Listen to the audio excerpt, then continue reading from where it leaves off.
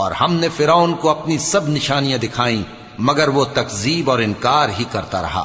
کہنے لگا کہ موسیٰ، کیا تم ہمارے پاس اس لیے آئے ہو کہ اپنے جادو کے زور سے ہمیں ہمارے ملک سے نکال دو؟ تو ہم بھی تمہارے مقابل ایسا ہی جادو لائیں گے، تو ہمارے اور اپنے درمیان ایک وقت مقرر کر لو کہ نہ تو ہم اس کے خلاف کریں اور نہ تم، اور یہ مقابلہ ایک ہموار میدان میں ہوگا۔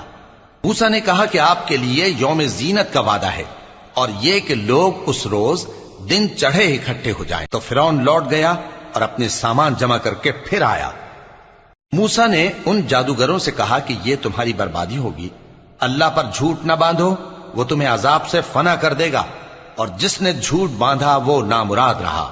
تو وہ باہم اپنے معاملے میں جھگڑنے اور چپ کے سرگوشی کرنے لگے۔